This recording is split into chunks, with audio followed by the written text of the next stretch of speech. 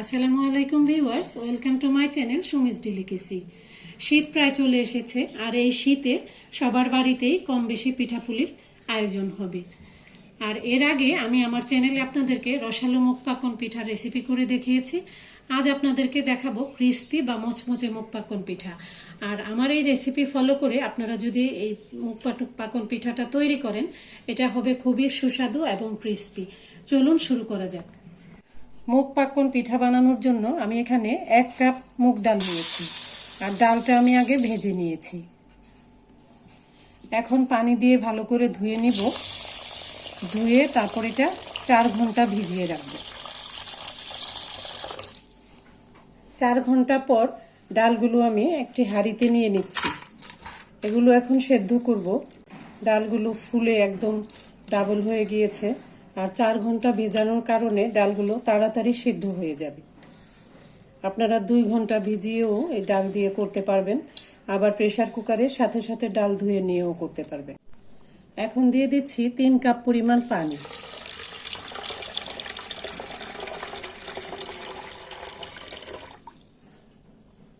লাগলে পরে আমি আবার একটু পানি দিব। হাঁড়িটা আমি চুলায় বসিয়ে দিয়েছি, আর এখানে দিয়ে দিচ্ছি 1/2 চা চামচ পরিমাণ লবণ। মিডিয়াম আঁচে ডালটা আমি ঢেকে রান্না করব, আর মাঝে মাঝে নেড়ে দিব। ফিরে এলাম 1 ঘন্টা পর। ঢাকনাটা সরিয়ে নিয়েছি। ডালটা সিদ্ধ হয়ে গিয়েছে। আমি এখানে আরো 1 কাপ পানি ব্যবহার করেছিলাম। সর্বমোট আমার 4 কাপ পানি লেগেছে। এখন আমি একটা ডাল ঘুটনি দিয়ে ডালটা ঘুটে নিব। ঘুটে নিলে ডালটা ভালো মতো মিশে যাবে, পিঠাটা ভালো হবে। আমি এখানে 2 কাপ চালের গুঁড়া নিয়ে নিয়েছি। এখন এটা দিয়ে দিচ্ছি।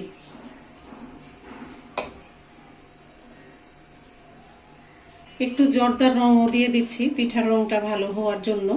যেহেতু আমি চিনি দিয়ে শিরা দিব, গুড় দিয়ে শিরা দিলে রঙের প্রয়োজন হয় না। এখন আবারও ঢেকে দিচ্ছি। 10 মিনিট ঢেকে রাখবো। ফিরে এলাম 10 মিনিট পর। ঢাকনাটা তুলে নিচ্ছি। একটা কাঠি দিয়ে ঘুটে দিচ্ছি। এই কাইটা শক্ত শক্ত হবে। রংটা আমি যখন ময়ান করব তখন সুন্দরভাবে চারদিকে মিশে যাবে।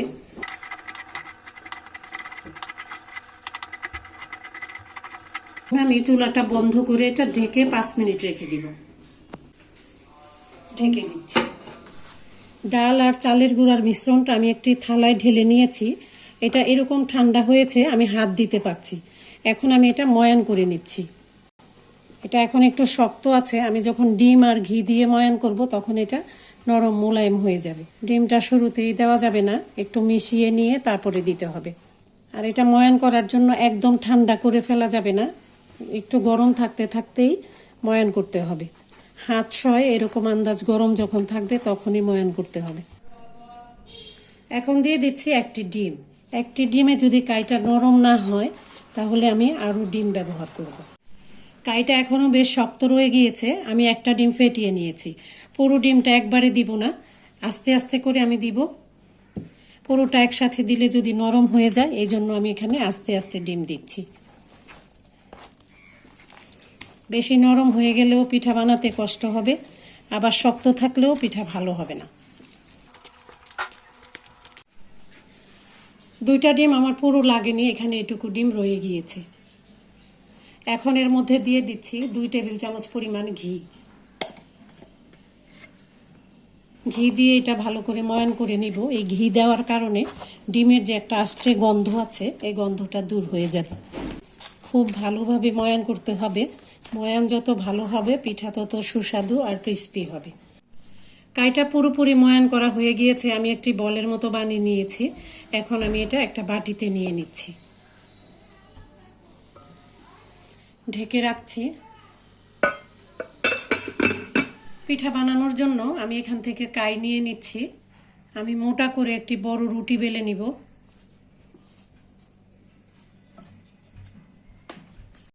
প্রথমে এটা গোল করে নিতে হবে। রুটিটা যাতে পিঁড়িতে লেগে না যায় এই জন্য আমি একটু তেল মেখে নিচ্ছি 2 পাশেই। তেল মেখে আমি এটা হালকা চাপে প্রেস করে করে রুটিটা বেলবো।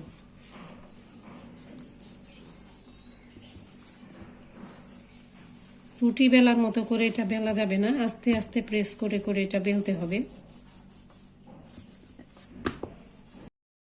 তেল মাখার কারণে পিঁড়িতে আটকে যাচ্ছে না।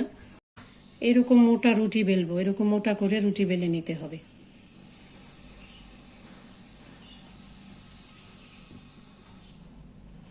এখন আমি পুরা রুটিটার উপরে তেল মেখে নিচ্ছি। উল্টো দিকটা সমান, এই জন্য আমি এটা উল্টিয়ে নিয়েছি।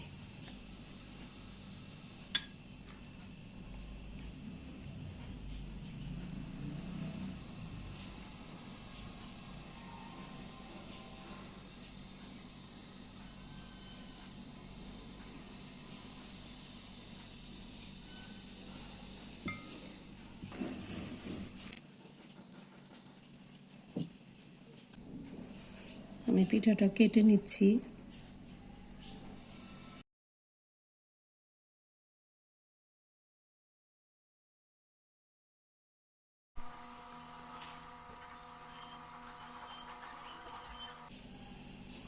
এই পিঠাগুলো তৈরি করতে আমি এখানে চিরুনি কেটে নিয়েছি, চিরুনি ব্যবহার করছি, আর খেজুরের কাঁটা ব্যবহার করছি।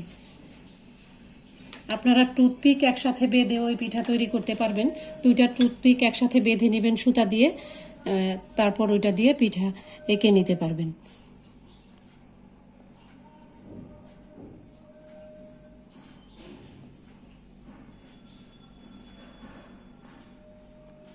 আমি ডিজাইন করে নিচ্ছি খেজুরের কাঁটা দিয়ে। আপনারা আপনাদের ইচ্ছা মতো ডিজাইন করবেন।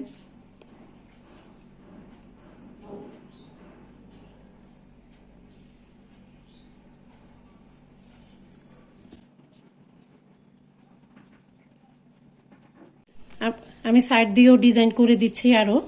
আর মুখ পাক্কন পিঠার ডিজাইনের ভিডিও আমার চ্যানেলে আপলোড করা আছে, আমি ডেসক্রিপশন বক্সে লিংক দিয়ে দিব, আপনারা চাইলে দেখে নিতে পারবেন।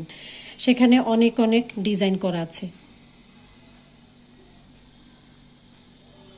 এরকম করে দাগ দিয়ে দিয়ে দিব পিঠায়, তাহলে সাইডটা অনেক সুন্দর হবে।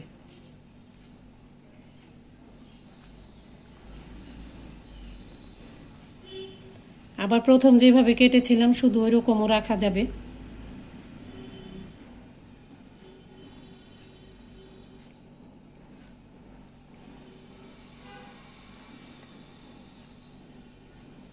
একটা পিঠা হয়ে গেল, আমি আরেকটা পিঠা করে নিচ্ছি।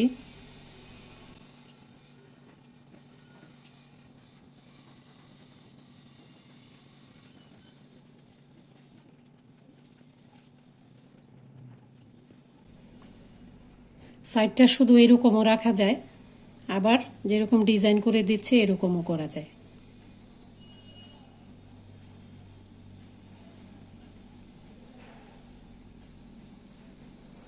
অনেক সময় মুখ পাক্কন পিঠা ভাজার সময় পিছন দিক দিয়ে ফুলে উঠে, পিছন দিক দিয়ে যেন ফুলে না উঠে এই জন্য আপনারা এরকম করে একটু চিড়ে দিলেও পিঠাটার পিছন দিক দিয়ে ফুলে উঠবে না।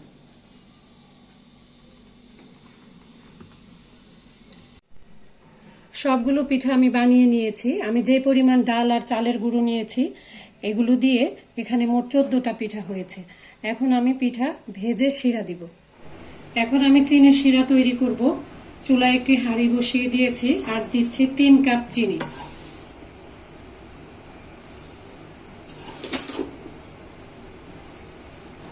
তিন কাপ চিনির সাথে আমি দিচ্ছি 2 কাপ পানি। আমি একটু ঘন শিরা করব।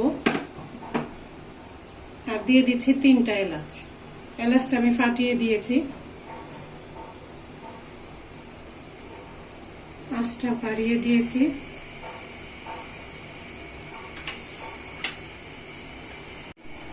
চিনিটা নেড়ে দিচ্ছি। আমি এখানে শুধু এলাচ ব্যবহার করেছি, আপনারা চাইলে তেজপাতা দারচিনিও ব্যবহার করতে পারেন। আর আপনারা চিনির শিরার পরিবর্তে গুড়ের শিরাও ব্যবহার করতে পারেন। এটা হয়ে গিয়েছে, আমি চুলাটা বন্ধ করে দিয়েছি। একটু আঠালো শিরা করেছি, না হয় এটা তো ক্রিস্পি মুখ পাক্কন পিঠা, যদি পানি থাকে শিরায় তাহলে পিঠাটা নরম হয়ে যাবে। এরকম ঘনত্ব হবে। পিঠা ভাজার জন্য আমি একটা ফ্রাই প্যানে তেল নিয়ে নিয়েছি। তেলটা গরম হচ্ছে, গরম হলে পিঠা দিয়ে দিব।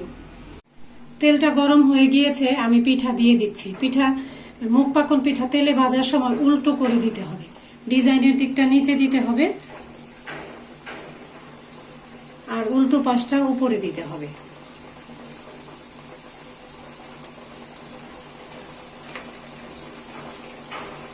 পিঠাটা দেওয়ার কিছুক্ষণ পর ভেসে উঠবে। আমি এখানে আরো একটা পিঠা দিয়ে দিচ্ছি।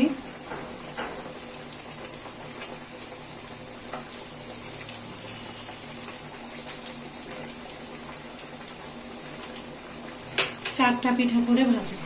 পিঠাগুলো আমি 4 মিনিট ভেজে নিয়েছি, এখন উল্টে দিচ্ছি। উল্টে পাল্টে মুচমুচে করে ভেজে নিতে হবে। পিঠাগুলো হয়ে গিয়েছে, আমি উল্টে পাল্টে ভেজে নিয়েছি। এখন তেল থেকে এগুলো তুলে নিচ্ছি। একটু তেল ঝরিয়ে নিচ্ছি। তেল থেকে তুলে আমি শিরায় দিয়ে দিচ্ছি।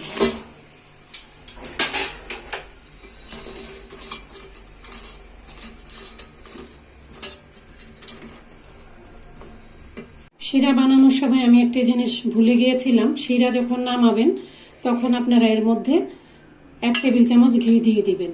তাহলে পিঠাটা খেতে অনেক সুন্দর একটা ঘিয়ের স্মেল আসবে আর অনেক খেতেও সুস্বাদু লাগবে।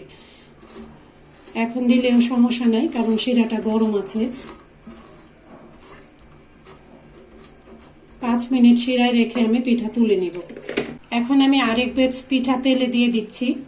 মুখ পাকন পিঠা বানানোর সময় অনেকে ভাবতে পারেন যে বড় কড়াইয়ের মধ্যে বেশি করে তেল দিয়ে একসাথে অনেক পিঠা ভাজবো। এটা কখনো করতে যাবেন না। মুখ পাকন পিঠা যদি একসাথে বেশি করে তেলে দেয়া হয় তাহলে পিঠা ফেটে যায়। অল্প অল্প করে ভাজবেন। 5 মিনিট হয়ে গিয়েছে, এখন আমি চিমটার সাহায্যে শিরা থেকে পিঠাগুলো তুলে নিচ্ছি। সবগুলো পিঠা আমি ভেজে নিয়েছি, আর একটা পিঠা আপনাদেরকে আমি ভেঙে দেখাচ্ছি এটা কতটা ক্রিস্পি।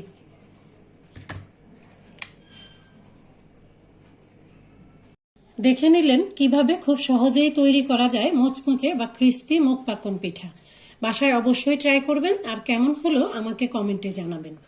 আর রেসিপিটি ভালো লাগলে প্লিজ লাইক, শেয়ার এবং সাবস্ক্রাইব করবেন। আজ এখানেই বিদায় নিচ্ছি। আল্লাহ হাফিজ।